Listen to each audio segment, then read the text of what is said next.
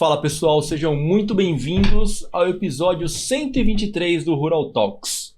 Para quem não conhece o Rural Talks, ele é um podcast que fala sobre o agronegócio tecnológico, onde nós conversamos com startups, VCs, CVCs, corporações que estão fazendo a diferença lá no campo, integrando tecnologia ao agro real, testando, validando, trazendo todos esses inputs para que a gente possa produzir mais com menos, ou seja, com mais eficiência, que é o grande objetivo de adotar tecnologia, fazer mais com menos, tá?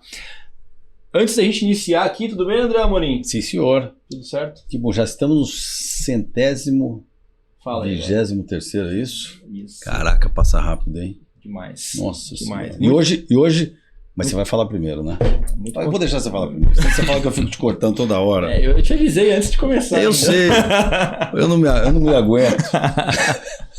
Pessoal, antes da gente iniciar aqui com o nosso entrevistado de hoje, nosso comercial do bem com o Hospital do Amor de Barretos, que faz um trabalho excepcional e nós estamos ajudando na campanha do agro contra o câncer, ou seja, você que está nos escutando, vai aparecer um QR Code aqui, você pode ajudar essas pessoas que estão no momento de necessidade e que podem ser tratadas com uma atuação humana, com muito carinho e, por que não, com muita tecnologia, que a gente sabe que existe muita tecnologia lá no Hospital do Amor em Barretos. Quem quiser conhecer está convidado.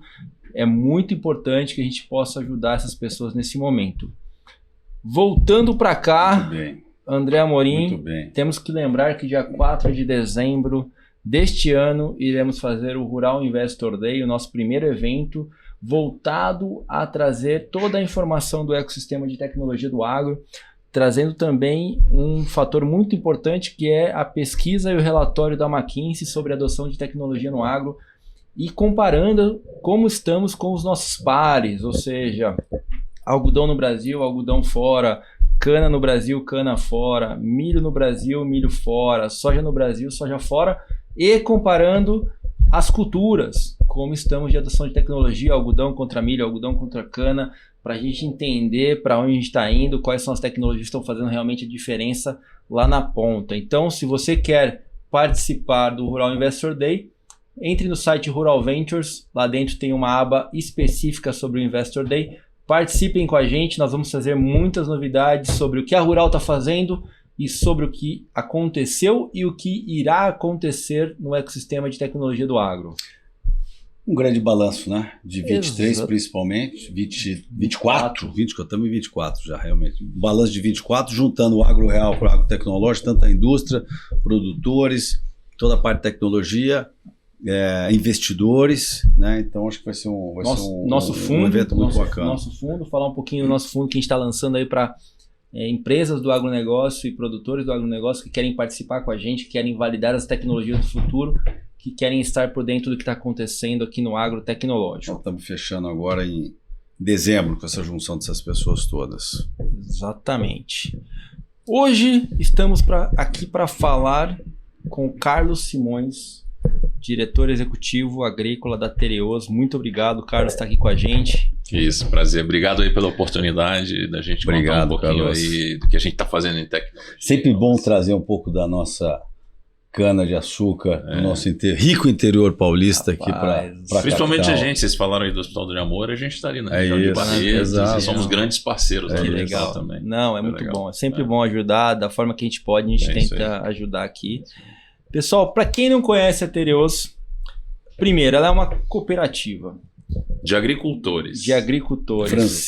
Franceses, que foi fundada em 1931, que possui mais de 10 mil cooperados, exatamente. 16 mil colaboradores, mais de 40 unidades em 15 países. Então, a gente está falando de uma empresa que já se internacionalizou, já conhece várias culturas, já está se apropriando de várias culturas produtivas, como várias culturas de pessoas. Então, é uma miscigenação muito importante com relação a tudo que envolve produção de alimentos. E eu gosto de falar, Rodrigues, foi a primeira multinacional a chegar no Brasil no negócio de cana-de-açúcar em 2000. Bacana. Que legal. Então, há quase 25 anos. E eu acho que é bacana dizer até, é uma companhia previsão de faturamento, de moagem, né? 21 milhões de toneladas, que isso deve ser quarto grupo, quinto grupo. Então, que é super relevante hoje, um grupo estrangeiro, né? Que, enfim, você é um grande responsável pelo crescimento da companhia também. Então, junto muito com obrigado. Um timaço de craques que a gente tem lá na empresa. Com certeza, com certeza. Então hoje, gente, a gente trouxe o Carlos aqui para discutir como o uso de tecnologias no setor agrícola está trazendo eficiência e está otimizando operações e está auxiliando a tomada de decisão lá na ponta. Porque o Carlos comentou com a gente um pouquinho aqui antes, ele tem um histórico de início dessas operações lá em 2017, né? Olhando para esse movimento de dados, de tomada de decisão. E eu gosto muito de trazer para que vocês possam saber o que está acontecendo, porque a experiência mostra para a gente quais os caminhos a serem tomados. Então acho que a gente está aqui para escutar agora, Carlos, como que foi esse processo dessa adoção de tecnologia, dessas descobertas, né, de qual tecnologia funciona para quê, para chegar numa posição onde você fala, agora realmente eu tenho acesso às informações e consigo tomar decisões fundamentadas em dados. Muito legal. Em primeiro lugar, obrigado aí pela oportunidade de compartilhar um pouco da nossa história num assunto que entusiasma muito a gente. A gente tem uma paixão por inovação, por tecnologia. Começou até um pouco antes de 2017. Eu gosto de dizer que a gente foi uma das primeiras empresas a voar de drones, né? Que legal. Em 2013, então já são mais de 10 anos. A gente não sabia direito o que encontrar, mas botamos o bicho para voar, fazer umas fotos para ver como é que era a visão lá de cima. E funciona, né? Funciona ainda muito na mão naquela época, né? Descobrindo que tipo de benefício olhar o canavial de cima podia gerar uma grande descoberta, né? Exato. Ter a capacidade de tirar fotos de áreas tão grandes. Que legal. Mas foi de fato ali no final de 2016, na verdade, que falando especificamente de agricultura, né? Eu acho que a nossa jornada nesse processo de transformação digital começou, né? Usando primeiramente dados, né? Uma época que se fala muito de Big Data, né? Todo mundo, principalmente outras indústrias que já usavam, enfim, dados de sistemas ERPs que vinham sendo acumulados ali há anos, né, numa quantidade absurda e sem saber direito o que aquele monte de dados podia dizer para a gente, né? Então era a nossa realidade também. Então a nossa primeira reflexão foi, poxa, como é que a gente pode usar técnicas de análise de dados para extrair oportunidade de fazer diferente, né? Mas pensando também no digital, né? Porque essa é uma combinação que vale a pena conversar um pouco, né? Da parte de como é que esses dados podem ser traduzidos em aplicações, em sistemas, em soluções digitais para facilitar a vida dos usuários, sejam líderes, gestores ou a turma do campo lá que faz o dia a dia acontecer. Então, foi lá que começaram essas reflexões e 10 anos, quase 10 anos se passaram e tem muita história para contar. Então, vamos começar, né? É isso aí. Então, acho que vale a gente descobrir aqui, né, como que foi primeiramente, né, as empresas sempre descobrem as dores, né? E como que foi essa descoberta de realmente abrir essa caixa, fazer o Open Innovation, buscar soluções externas, né? Porque a gente sabe que as grandes corporações, geralmente, elas têm um estigma com relação a buscar, agora menos, né? Mas no passado existia bastante essa dúvida se realmente vai para fora, buscar uma tecnologia para trazer. Como foi transpor essa barreira?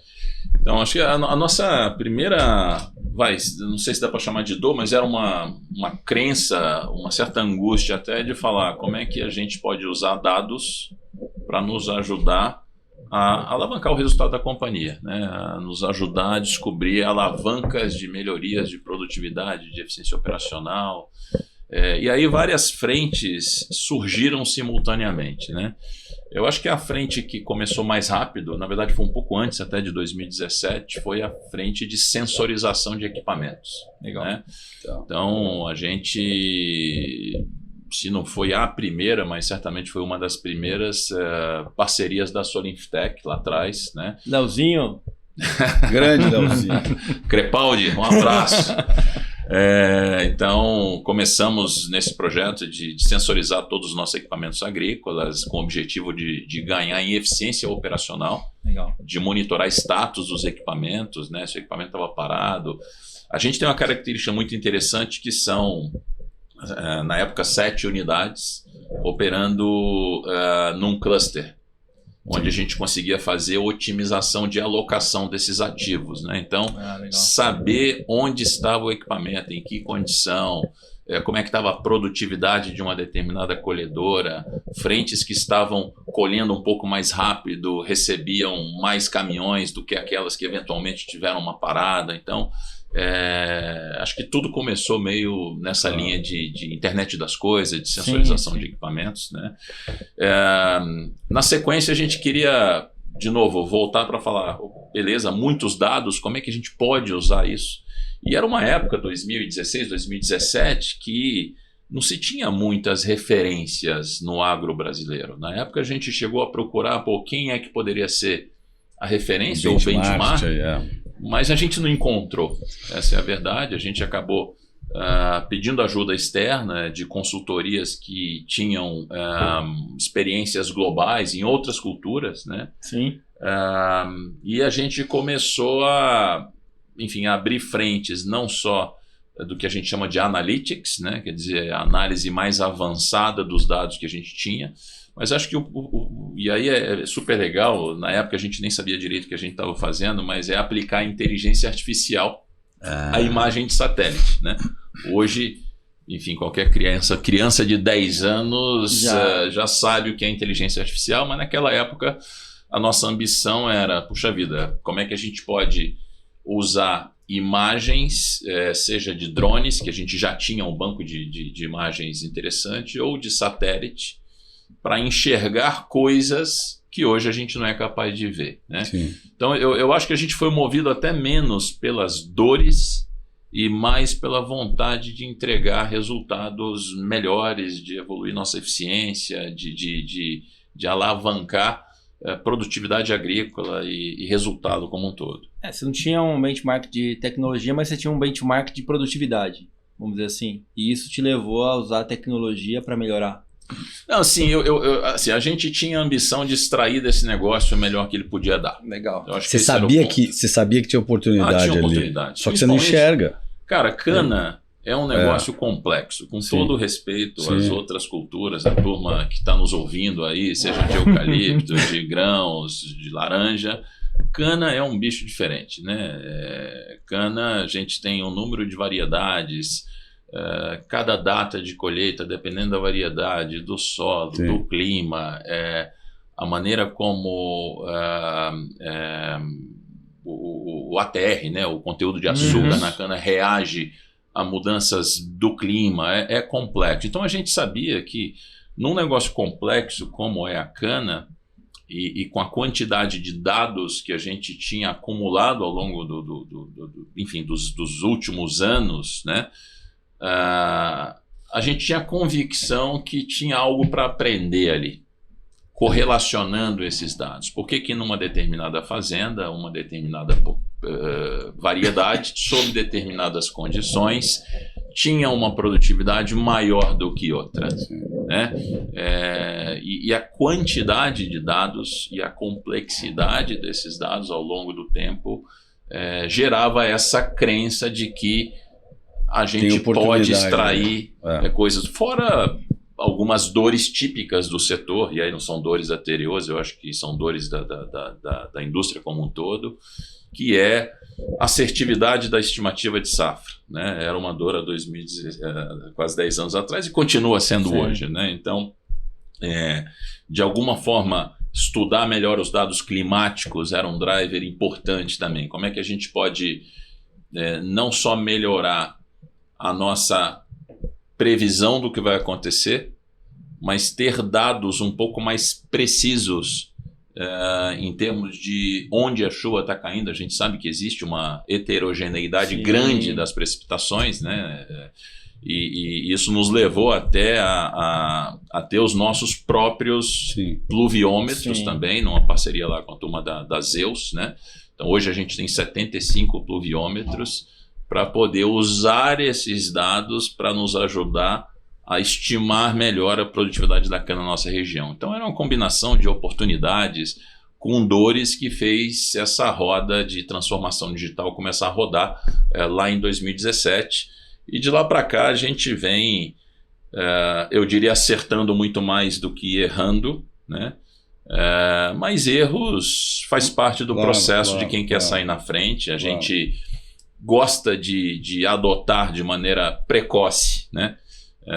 O que surge de novo no mercado, e eu acho que a experiência desses anos mostra que a gente está no caminho certo. Acho que os resultados estão aí.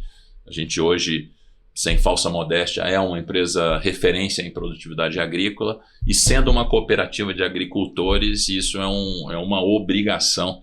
Isso é o que os nossos acionistas esperam, que a gente cuide bem do ativo mais importante aí, que é a cana. Não, com certeza. Eu queria só que você pudesse comentar um pouquinho, Carlos, porque você tem o desafio de achar oportunidade, né? Quer dizer, através das tecnologias, isso, o que você acabou de comentar, mas você tem o desafio de implantar isso também dentro de casa, né? Que é uma coisa que você já tinha comentado também, que na verdade são dois desafios, né? O encontro e também a implantação dentro de casa, quer dizer, a recepção de todo mundo, né? Da adoção da tecnologia e de fato você conseguir descer isso para, né, você ter esse resultado que você busca. Comenta um pouquinho para a gente assim, porque eu acho que é um desafio que todo mundo passa, né? Enfim, com a tecnologia nova que está aí. O que você fala para a gente? Assim, essa é uma pergunta interessante. Acho que a gente pode até se aprofundar um pouco mais nessa conversa, porque acho que a gente aprendeu algumas lições com alguns erros que a gente cometeu. Acho que essa foi uma delas, entendeu? O que é super legal, super divertido, e o que entusiasma o time de transformação digital, o time de TI, ou o time da inovação, não necessariamente mobiliza a turma do campo. Essa é uma realidade, né? Sim. E é uma realidade que muitas vezes, no entusiasmo de achar sensacional um algoritmo que traduza uma imagem de satélite em informação útil, esse entusiasmo faz a gente subestimar um pouquinho esse fato que primeiro, é isso que o cara do campo precisa? Isso de fato vai ajudar ele? Isso endereça uma dor dele? Quer dizer, no mínimo, trazer essa turma para essa conversa é chave. Exato. Não, assim, para quem está traz todo mundo para o jogo. Tem que trazer, cara, seja para engajar, para ouvir as dores, para estar no mesmo barco, né? Quer dizer, na medida que o chamado corporativo, o ATI, ou o diretor, entendeu? Tem muito isso, né? Porra, a liderança chega lá, fica super entusiasmado, porque vem uma startup, apresenta um negócio, sensacional, que você vê tudo lá no computador, e o cara do campo lá, cara, que vem fazendo a operação num ambiente complicado, entendeu? Né? Sim. Muitas vezes aquilo não é aderente à realidade dele. Exato. E aí depois a gente se pergunta por que o cara lá no campo não adotou aquilo que parecia super interessante, né? Então a gente vem aprendendo, acho que o tempo vai ensinando a gente cada vez mais, mas a gente veio calibrando essa importância não só de priorizar iniciativas que ao mesmo tempo pareçam super relevantes para a liderança, mas que enderecem dificuldades das pontas. Então, a hora que a gente acha esse match, isso vale priorizar. Segundo, cuidar... Eu ia falar, cuidar da gestão da mudança, mas esse termo de gestão da mudança, ele traz uma certa burocracia do processo que não é legal, entendeu? Cuidar da maneira como a gente introduz essas novas soluções no dia a dia, para que isso seja, eu chamo de viralizado naturalmente na operação. E não através de uma forçação porque tem um KPI para bater ou porque tem um processo que teu líder exige, entendeu? Então, acho que cada empresa tem uma cultura, né? Cada empresa tem o seu desafio, mas olhar para essa dimensão de engajamento e fazer com que as pessoas se comprometam lá no nível onde a coisa tem que acontecer é fundamental. Isso é uma coisa que a gente fala aqui, né? Que a gente fala do empreendedor, né? Assim, será que esse seu produto, ele está de fato acabando com aquela dor na ponta final? Que é aquela provocação que... É o benefício, né? O benefício tem que ser muito claro, tanto para todo mundo. É isso para aí. cima quanto para Esse é o baixo. ponto. É isso. Você tem que encontrar esse match. Exato. Você pode até ser que, pô, tudo bem, você pegar numa solução hoje que, sei lá, uma solução que te dá o seu indicador de infestação de ervas daninhas, para você acompanhar um pouco tendência. Ok, é uma solução que provavelmente tem mais valor para a liderança, que está olhando o negócio de cima e está muito mais interessado em tendência, se a gente está evoluindo, se a gente está...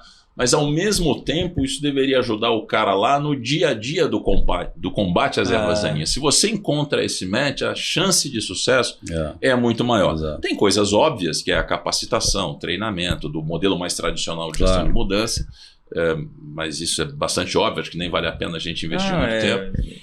E a outra é essa coisa como é que você faz para solução viralizar. Porque ainda que... Essa é a palavra.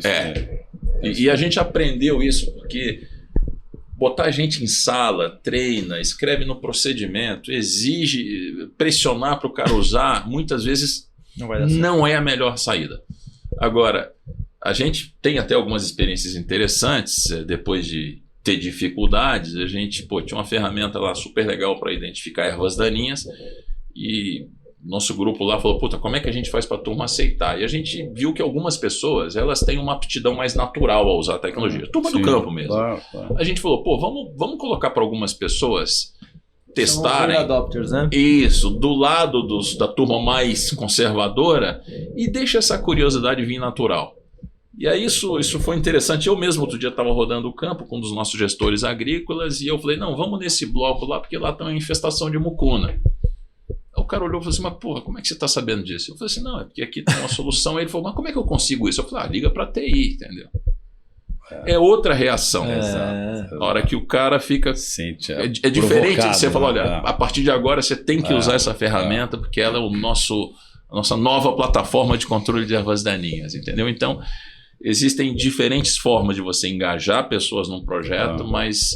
tem que cuidar muito bem disso, porque senão você coloca todo o seu investimento em risco. Legal. O processo depende de pessoas, né? Se as pessoas não adotarem, vai tudo por água, né? É isso aí. No final do dia é isso. E a gente estava falando mais cedo, né, Rodrigues, da questão dos dados também, né? Acho que a gente vai entrar nisso em algum momento aqui na conversa, mas essa é outra lição também importante. Eu acho que a processo de digitalização de qualquer indústria do agronegócio, ela passa por alguns pontos que primeiro passa de hardwares e gadgets conectados, que vai coletar essas informações, que você vai ter que ter um data lake organizado, categorizado para fazer toda essa, vamos dizer assim, essa captura organizada, né, desses dados, né? E aí o processo de digitalização, acho que agora cada vez mais, vamos dizer assim, ampliado por conta da inteligência artificial, porque antes você coletava dados, mas eram os dados que você não tinha essa estruturação toda, né? Com o advento da inteligência artificial, você consegue processar ele e extrair mais inputs para que isso ajude vocês na tomada de decisão. Como que está sendo feito esse processo de criterioso? Vocês já fizeram toda a parte da integração dos gadgets, dos hardwares? Já estão nesse data lake organizado? Como que está? E quem que vocês estão usando para fazer toda essa estrutura? Então, que é pesada, né? Quando a gente começou lá em 2017, né, entre, enfim, os erros e os acertos, eu falei um pouco aqui de algo que a gente talvez pudesse ter feito melhor, que é o engajamento das pessoas.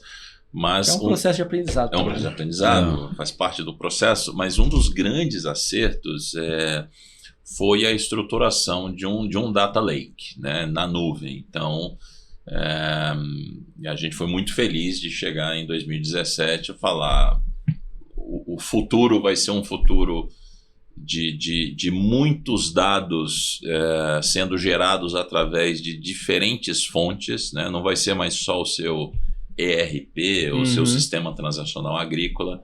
Você vai ter dados sendo gerados por pluviômetro, por máquina, por fontes externas, eventualmente, é importante vocês organizarem esse data lake, né, que é enfim, um lago de dados, né, literalmente, mas esse lugar onde os dados de diferentes sistemas possam ser guardados. Então a gente organizou o nosso data lake, uma parceria com a AWS, né, uma referência no assunto de cloud, de nuvem, mas a gente tem que tomar cuidado porque ter o data lake não significa que você tem governança de dados. O data lake nada mais é do que um servidor na nuvem. Sim.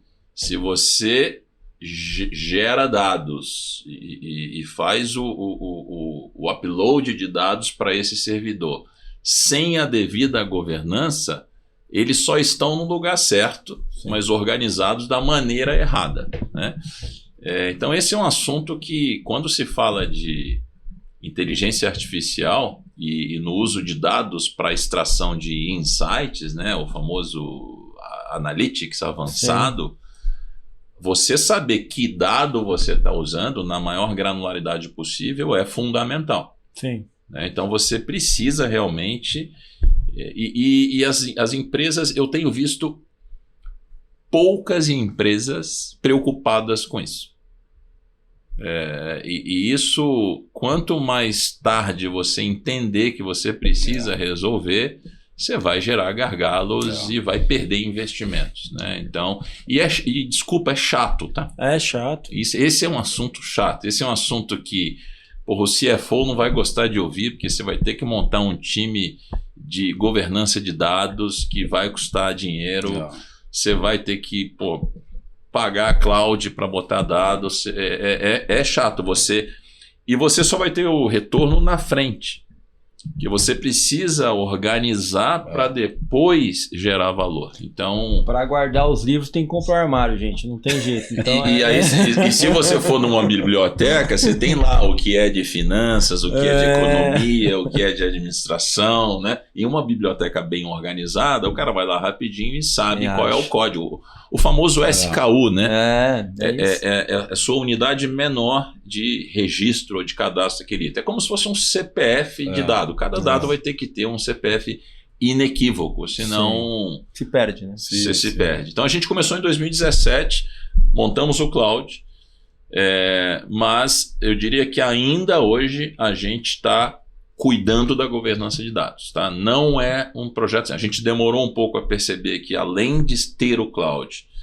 a gente precisaria botar governança nos dados, e eu diria que nos últimos 3 anos a gente tem cuidado disso um pouco melhor. Até porque trocamos o nosso ERP nessa jornada para ter mais qualidade também dos dados. Legal. Legal. E isso já tá gerando repercussões nas tomadas de decisões, porque o próximo passo que todo mundo se pergunta é, legal, com essa quantidade de dados que a gente coleta, como que a gente usa isso? Temos inputs e outputs, né? Como que você usa isso efetivamente para gerar retorno, para gerar eficiência, para munir seu time de campo com informações que, igual você comentou agora, estou olhando aqui, vamos ali naquela gleba ali que tem uma infestação, né? Uhum. Como que você está conseguindo fazer com que essa interface, que é os dados não padronizados, sejam dispostos de uma forma que as pessoas entendam e compreendam e vão lá e tenham uma ação direta?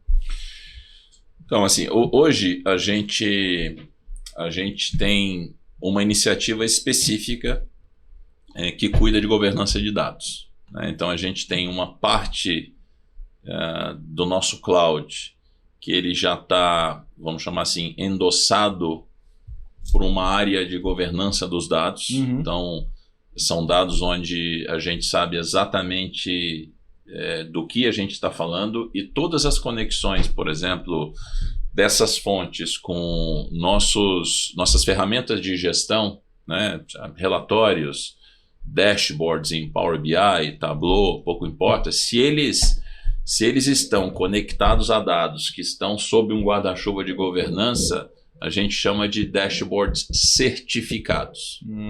Entendi. Tá? Então são dados onde ninguém encosta a mão, essa é a primeira coisa, não tem um Excel, porque isso é bem curioso, né? As pessoas às vezes têm dashboards maravilhosos, né? Muito bonitos, que são suporte para decisão, mas por trás você tem um Excel Que alguém chega lá, deleta uma célula e você vai estar tomando uma decisão errada. Exatamente.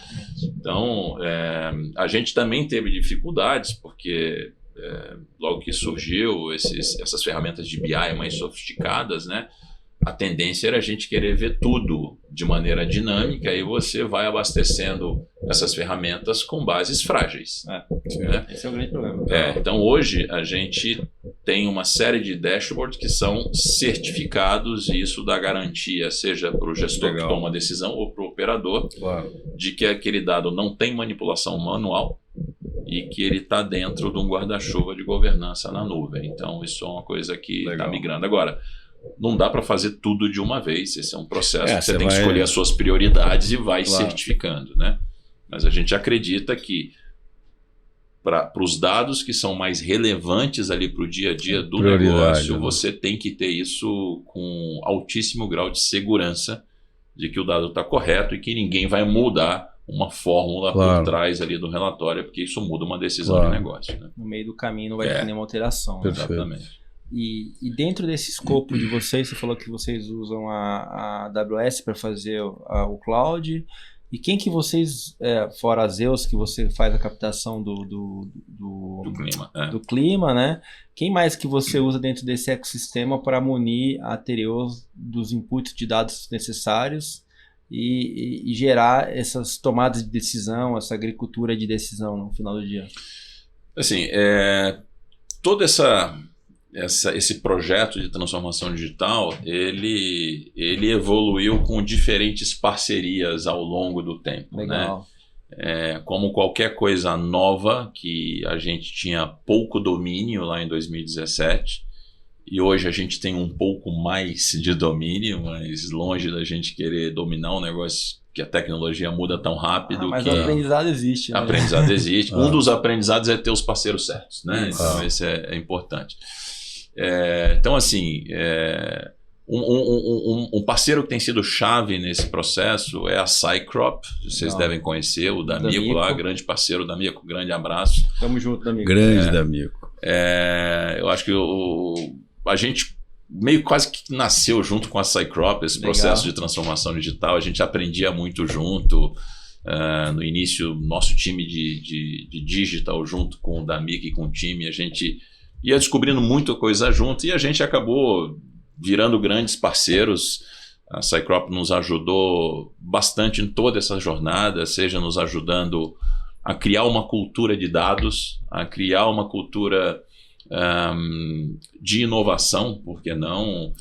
Nos ajudando a construir algoritmos, construir aplicações. E hoje existe uma conexão enorme do time da Cycrop com o nosso time de tecnologia, porque nós temos um time de inovação que está muito focado ali no fazer diferente, mas tem um time de tecnologia por trás que é chave, que é quem dá botar em prática, a segurança para aquilo parar de pé, né? E esse é outro desafio, que muitas vezes você tem uma TI que está olhando muito para a governança, segurança da informação, e que muitas vezes tem pouco apetite para tomada de risco, que é inovar. Né? Então, a gente também teve um início difícil, hoje a gente convergiu e a gente tem uma integração muito boa, e a Cycrop faz bem esse papel de ajudar tanto a parte de base, mais de segurança, quanto de esse interlocutor inovação entre o novo e o status atual, né? Porque exatamente. Isso é importante. É isso aí, então. E aproveitando um pouquinho da tua pergunta aí, a tua resposta, Carlos, o que você poderia dizer para frente também, né? Porque a gente está falando muito, né, das coisas que foram adaptadas, dos desafios, enfim, dos problemas resolvidos, as melhorias. E o que seriam desafios para frente, né? O que vocês estão olhando um pouquinho para frente, os desafios, até para quem está ouvindo a gente aqui, eventualmente tem tecnologias aí novas que eventualmente a gente não conhece, que pode ser que faça sentido. O que é uma dor assim boa para você contar para a gente aí, que seria um desafio legal para melhorias? Eu tenho uma convicção muito grande que nos próximos 10 anos, se eu fechar uma primeira janela de 10 anos, de 2015 até final desse ano, e abrir uma nova janela de 10 anos, eu acho que as coisas vão mudar muito mais rápido daqui para frente do que daqui para trás. Sem dúvida. E o que a gente está vendo hoje são muitas iniciativas, eu diria até mais disruptivas do que aquelas que a gente viu no passado acontecendo em paralelo. Então, sei lá, vou trazer alguns exemplos. Robotização da agricultura, né? A gente, de novo, mencionar a turma da Solinftec, e a gente agradece até a Solinftec, porque fomos a empresa escolhida pela Solinftec para testar o Solix, que está até ali, né, na sua prateleira. Aqui, ó. Vou colocar ele aqui na mesa. Bota o Solix aí. Aqui, ó. Isso aí. Então a gente começou a testar lá em novembro do ano passado, numa fase de calibração. Agora a gente está rodando num pilotinho, tem coisa para melhorar, estamos evoluindo super bem.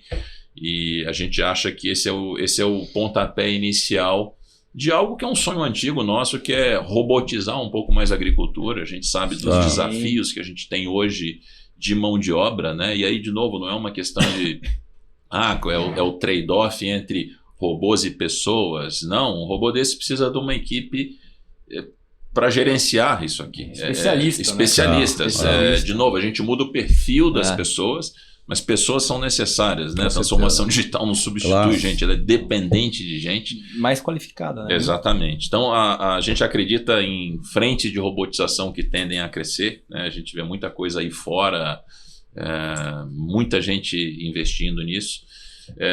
Acho que outra coisa também que a gente tem aumentado demais o uso de drones na agricultura. Sim. Entendeu? A gente vê a tendência, né?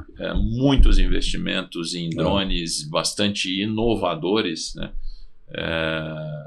Acho que foi divulgado até na imprensa. A gente assinou uma carta de intenção com a Psyche Aerospace, que tem um projeto bastante ambicioso. Gabriel, um abraço, estou torcendo aí para a gente voar, botar esse bicho para voar. Eu vi no teu vídeo. Foi, aliás, onde a gente se encontrou pela primeira vez. Foi. Com um drone. Um super drone, né? Não é nem um drone, não dá nem para chamar de drone. É um UAV, né? É um vante gigante. Deve ter um nome diferente. Então, assim, a gente acredita também,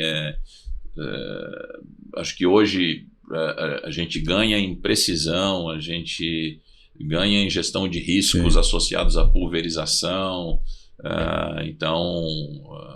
E aí você pode somar todas essas soluções com muita geração de dados, né? Se parar para pensar, esse bichinho aqui tem lá, né? 8, 9, 10 câmeras aqui pegando imagens do canavial em tempo real.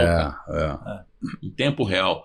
Então, a gente até brinca, né? Esse aqui é o Big Brother da cana, porque ele vai estar ali filmando 24 horas. E está rodando lá. Rodando. Então, ao mesmo tempo que a inteligência artificial faz a pulverização ali por precisão, ela, através dessas imagens, pode gerar muitas outras análises, né? Da cana, da terra. E não só, eu acho que o ponto da robotização no futuro é não só informar, mas atuar, né? Que é o grande ponto hoje, que a gente usa ele meio como se fosse um informante. Esse já atua, Esse já atua, né? Já atua, É. mas a grande parte das robotizações que a gente conhece hoje no mercado é um informador, né? Ele informa, tá acontecendo isso. Não, esse já vai lá e já faz a correção, né? Exatamente. Você só recebe o resultado, fala, já tinha executou, isso, né? E corrigir. Esse que é o fundamental. E assim, na medida que você tem um robô no campo, você pode acoplar diversas operações ali. A gente já falou com a turma da Solinftec de falar, não dá para botar um instrumento de coletar amostra de solo ali na medida que ele está rodando. A Solinftec já está trabalhando para a gente acoplar ali uma solução que ela atrai determinadas pragas ali, ela já elimina determinadas pragas. Uma armadilha. Uma armadilha de luz ali para igual aquele pragas. que tem no açougue, né? Não, mas é aquele mesmo. Os mosquitinhos faz até barulho. Não, é pior que lembra isso. Disso? Ué. Porque como ele opera 24 horas, cara, ele tá ali. Então, assim, são inovações que vão vir no vácuo desse tipo de iniciativa, que dá trabalho botar de pé, mas que vão mudar a agricultura, os drones e outras frentes de inovação, e aí menos ligada à parte de digital, mais ligada a manejo, que é, por exemplo, o uso de insumos biológicos, que é um negócio que... Caminho sem volta. Você falou no início aqui, né, da questão do até antes da gente começar, de comparar melhores práticas do Brasil, cana Brasil, cana fora do Brasil. Cara, na área de biológicos, a gente está muito à frente do mundo, sabe? A gente está muito à frente do mundo e pela nossa experiência,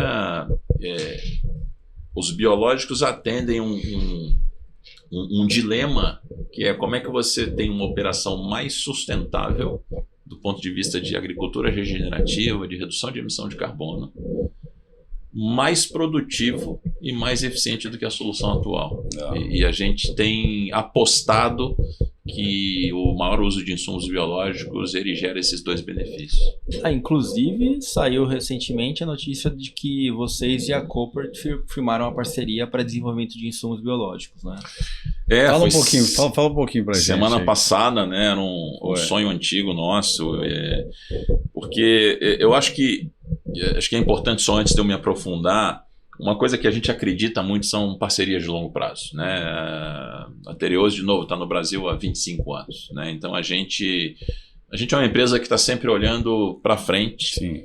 E a gente acredita que parceiros estratégicos que fazem bem o que eles sabem fazer vão nos ajudar muito a encontrar oportunidades de ganhar eficiência no nosso negócio, né? Então a gente vem assinando algumas parcerias estratégicas similares à da Koppert, mas a da Koppert especificamente era um sonho antigo nosso, porque a gente acredita de fato que o uso de insumos biológicos pode ser uma grande transformação para o nosso negócio, né?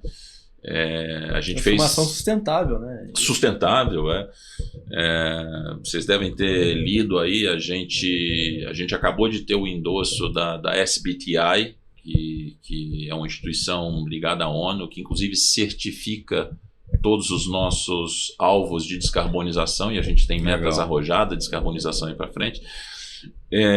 Então é uma parceria, a Koppert ela fez um investimento dentro da Exalc.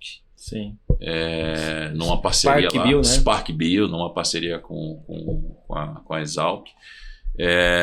E a gente já vinha conversando sobre como colaborar melhor Tereos e Koppert na aceleração do uso de insumos biológicos.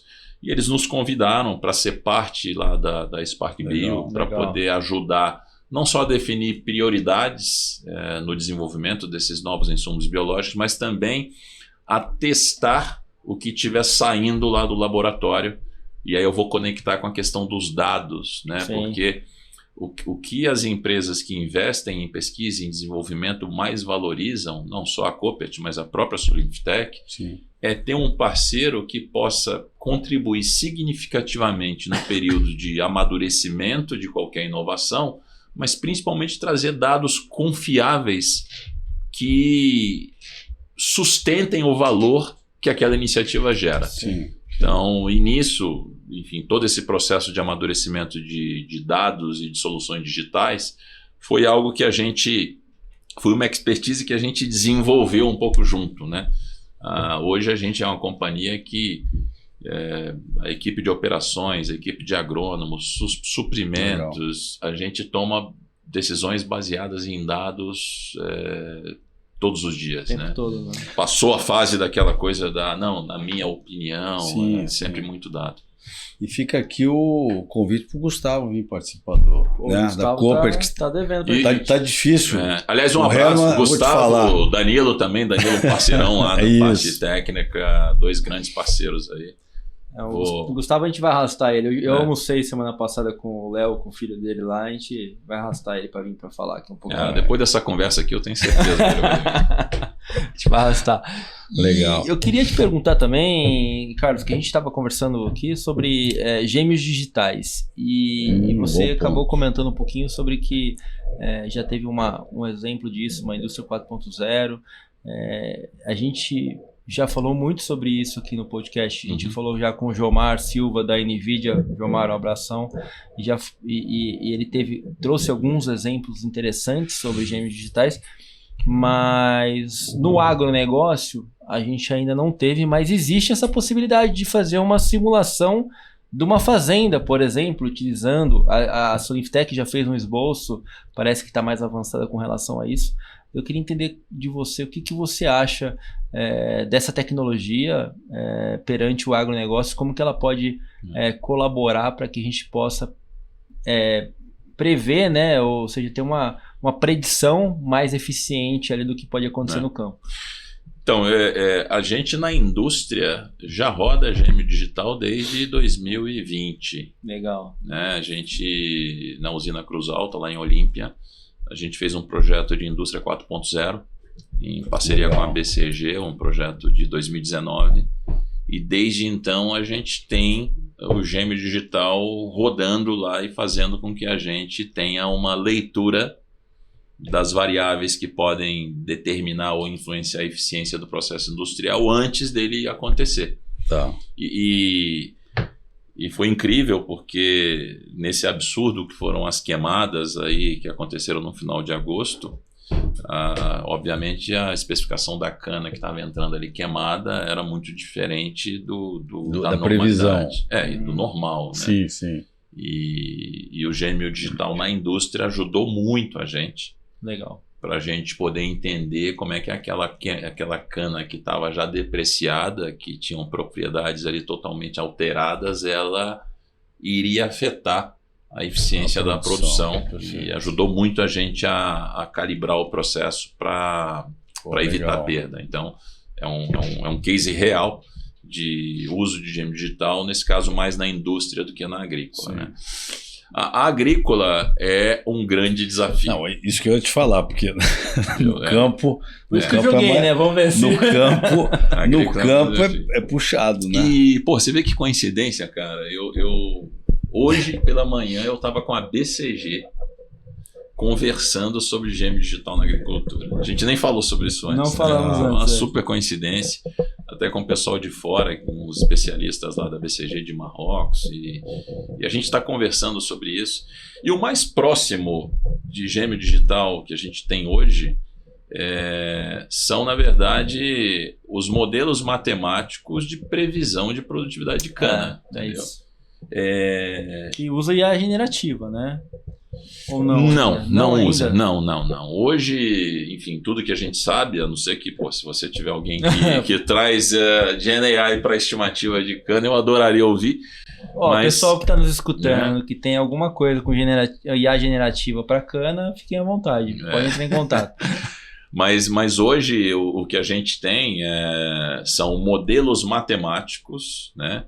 Que dado um ambiente de produção, uma qualidade de solo, uma previsão de precipitação, temperatura, variedade de cana, corte, você projeta o quanto você vai ter de produtividade agrícola numa determinada safra.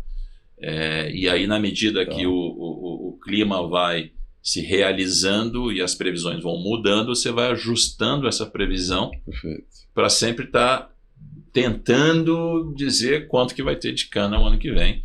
Mas eu acho que esse é um desafio assim grande, porque conforme eu falei, a cana é um negócio, um bicho diferente, cara. É um bicho com altíssima complexidade, um bicho que além da tonelada de cana que você produz, você tem o conteúdo de o teor de sacarose, a qualidade, e dependendo da época do ano, do regime de chuva, luz, temperatura, variedade, solo, ela reage diferente. Então, estamos aqui abertos para testar qualquer gêmeo digital aí na produção de cana, mas o melhor que a gente tem hoje são modelos matemáticos de previsão de produtividade, usando aprendizagem de máquina. Então, a cada nova safra, a gente tem um modelo que ele aprende e ele evolui. A gente considera até que tem um bom nível de assertividade, mas a parte mais difícil é prever o clima.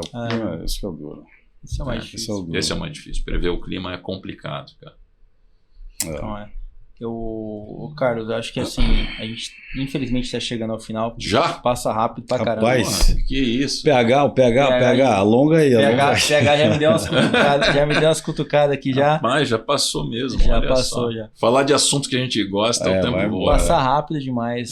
Mas antes de finalizar, eu queria te perguntar aqui o que você acha, como você como um entusiasta, né, da parte tecnológica, né, o que está te deixando mais entusiasmado aqui com relação a toda a tecnologia que nós estamos embarcando para o agronegócio, e o que você acha que vai ser o grande diferencial aí para os próximos anos com relação à tecnologia no agro, né? O que você acha que pode fazer uma mudança significativa? Cara, assim, eu acho que uma coisa que é game changer, né? Um negócio que vai mudar o jogo é a gente endereçar o problema da conectividade, cara. Sabe? Porque nós, por exemplo, implantamos desde 2021 um sistema que permite georreferenciar todas as atividades agrícolas. Pô, legal. Todas, desde tudo que você faz no plantio até tudo que você faz na colheita. Se você pensar na solução da Solinftec lá, dos sensores, você também consegue georreferenciar tudo que acontece nas máquinas, né? Você imagina com robôs e drones fazendo aplicações também georreferenciadas, você vai subir de patamar a sua capacidade de gerenciar com precisão a agricultura. O que vai fazer diferença? Conectividade. Vai fazer diferença disponibilidade de processar, de internet, capturar cara, e processar. E de novo, hoje a gente tem soluções que ela armazena dados quando não tem sinal 4G Sim. ou 3G e depois dispara, mas dispara numa localidade diferente Sim. de onde ela aconteceu de fato, e isso gera gaps, né? A gente tem um projeto, acabamos de assinar com a Claro e com a Sol, um projeto para aumentar a cobertura das nossas áreas para quase 98% de cobertura. Espetáculo. Mas olhando para a agricultura como um todo, eu acho que esse é um dos grandes gargalos, cara, porque a gente hoje tem agricultura de precisão até o limite da disponibilidade de sinal de celular ou de internet via satélite. Verdade. Infelizmente, a gente depende disso para fazer todo o processamento de uma forma correta e com a acurácia, com a acurácia que a gente precisa, né? É isso aí. Não, muito bom. Muito bom, hein? Aula. Esse foi o robozinho que a gente levou no GAF, não foi? Foi, exatamente. Colocamos ele lá dentro. Esse eu tenho 2 lá, só que em tamanho real, de verdade. Não, mas o que foi para o GAF foi real. Foi isso aí. Real. Carlos, Boa. muito obrigado. Aula. Pessoal, quem quiser entender o quão complexo é implementar tecnologia em indústria a céu aberto. Indústria, literalmente, e agrícola, né? Indústria a céu aberto. Indústria a céu aberto. Tem uma aula aqui junto com o Carlos. O Carlos explicou um pouco pra gente de como é o processo de implementação. Carlos, obrigado mesmo, parabéns pelo trabalho, pelo processo de implementação de tecnologia, principalmente do biblioteca, porque a biblioteca são poucas e raras exceções que estão olhando para isso. Sim. E depois a gente vai marcar o Carlos no LinkedIn, quem quiser se conectar, trocar um pouco mais de ideia. Quem tiver IA generativa para falar com o Carlos para prever produtividade da cana. Agradeço muito a vocês ouvintes que estão com a gente aqui acompanhando. Nos sigam no Instagram rural.ventures, no podcast no YouTube rural.talks e também toda semana na bmc.news, terça-feira 1h, sábado às 7h, temos um encontro marcado para falar sobre tecnologia e aplicação dessas tecnologias no campo, trazendo novidades tanto do lado do tomador quanto do lado do fornecedor. Amora, é isso. Não sobrou mais nada. O cara virou... É o William Bonner da... Carlos, brigadão. Valeu, falou, Maurinho. Um abraço. Obrigado, gente. Valeu, gente. Obrigado, abração. Tchau, tchau.